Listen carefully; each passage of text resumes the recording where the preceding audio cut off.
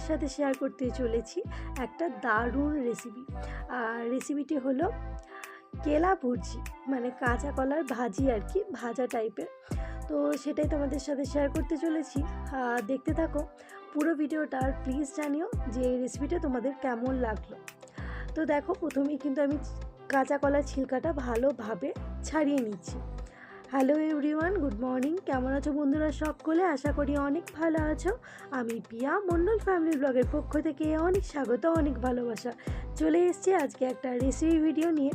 আমরা কাঁচা কলা তো কম বেশি কেউ কেউ পছন্দ করি, কেউ কেউ পছন্দ করি না, কিন্তু কাঁচা কলা দিয়েও কিন্তু নানান রকমের রান্নাবান্না হয়, আর সেগুলো কিন্তু খেতেও দারুণ লাগে।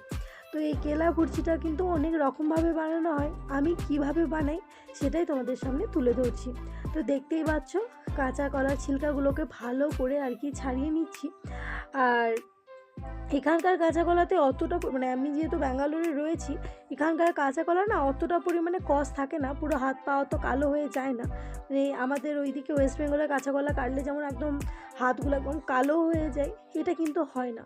তো যাই হোক, ভালোভাবে কিন্তু কাঁচা কলাগুলোকে কেটে নিয়ে ভালোভাবে ধুয়ে নিচ্ছি। না হলে বেশি রস থাকলে ওই একটু জলে হলুদ ফেলে দিই, তাহলে ওই কালো রঙটা হয় না। তো দেখতেই পাচ্ছ, যে সমস্ত উপকরণগুলো লাগবে সেগুলো কিন্তু নিয়ে নিয়েছি। আর এই ডাব্বাতে যে মশলাটা রয়েছে সেটা কিন্তু আমার ঘরের তৈরি। আমি ওই অড়হর ডাল, লঙ্কা, জিরে, সমস্ত কিছু শুকনো কড়াইয়ে ভেজে এটা গুঁড়ে নিয়েছিলাম। ওটা একটা সিক্রেট মশলা, ওই মশলাটা কিন্তু কিছু কিছু রান্নায় দিলে দারুণ লাগে খেতে।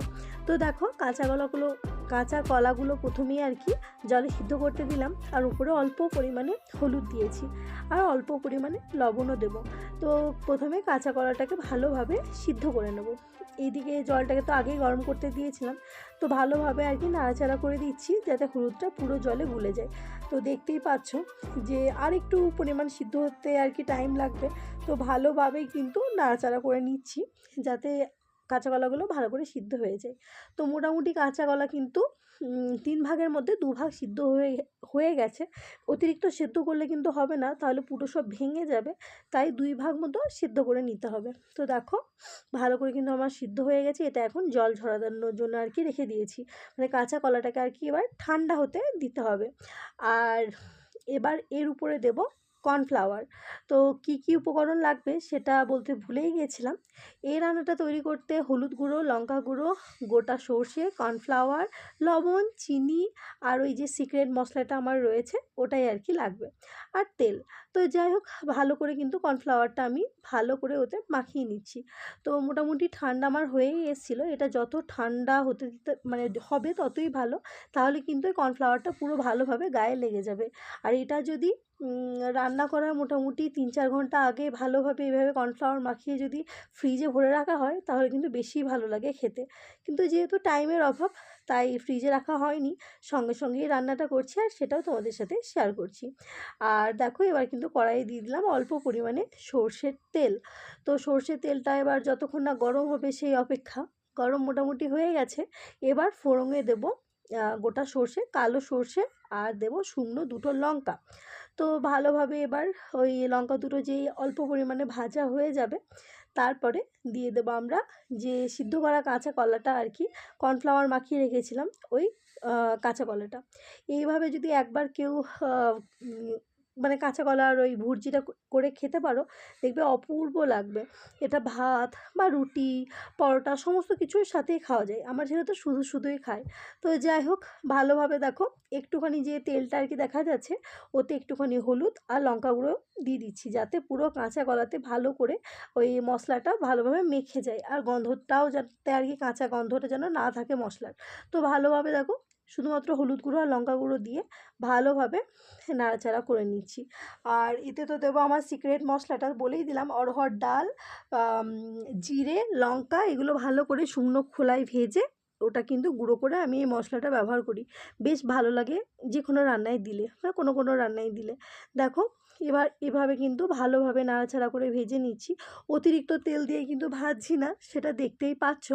আর না, যেহেতু কর্নফ্লাওয়ারটা মাখানো হয়, তো বাইরে একটু মানে মচমচে ভাবটা থাকে। তো এই মশলাটা এবার আমি দিয়ে দিচ্ছি। তো এই মশলাটা অতিরিক্ত বেশি না দিলেও চলবে, অল্প পরিমাণে দিলেও খেতে ভালো লাগে। তো এটা দিয়ে ভালোভাবে কিন্তু নেড়েচেড়ে নিচ্ছি। যারা এই মশলাটা যার কাছে থাকবে না সে কিন্তু অল্প পরিমাণে বেসনও দিতে পারো কর্নফ্লাওয়ারের পরিবর্তে বা এই মশলাটার পরিবর্তে, তাহলেও ভালো লাগে। তো ওপরে দিলাম লবণ আর দেবো সামান্য পরিমাণে চিনি, যাতে টক ঝাল টক না সরি ঝাল লবণ আর মিষ্টির পরিমাণটা যেন ঠিক থাকে। তো ভালোভাবে কিন্তু নাড়াচাড়া করে নিচ্ছি। যারা একটু টক টক একটু পছন্দ করো মানে স্পাইসি জিনিসে, তারা কিন্তু উপর থেকে লেবুও কিন্তু দিয়ে দিতে পারো, মানে লেবুর রসও দিয়ে দিতে পারো। তো যাই হোক, আমার কিন্তু ভাজা একদম রেডি হয়ে গেছে, দেখতেই পাচ্ছ দেখতে কতটা সুন্দর হয়েছে। আর সত্যি বলছি এই ভাজাটা খেতে খুব ভালো লাগে। তোমরাও কিন্তু বাড়িতে একবার ট্রাই করে দেখতে পারো। যারা কাঁচা কলা ভালোবাসে না তাদেরও কিন্তু বেশ পরিমাণে ভালো লাগবে। তো আমার রান্নাটা হয়ে গেছে, এবার একটা পাত্রে ঢেলে নেব। তো বন্ধুরা, অবশ্যই তোমরা জানিও যে আমার এই রেসিপিটা তোমাদের কেমন লাগলো। আমি চেষ্টা করি ঘরে যে সমস্ত জিনিস আমি প্রতিদিন বানাই বা খাই সেই রেসিপিগুলোই তোমাদের সাথে শেয়ার করতে। তো যাই হোক, আর ভিডিওটা খুব একটা বড় করলাম না, আজকে ভিডিওটা এতটুকুই রাখলাম। অবশ্যই কিন্তু তোমরা কমেন্ট করে জানিও আমার এই কাঁচা কলার রেসিপিটা তোমাদের কেমন লাগলো। সবাই ভালো থেকো, সুস্থ থেকো। আবার দেখা হবে অন্য কোনো রেসিপি ভিডিও নিয়ে। তাহলে আজকের মতো বাই বাই, টাটা।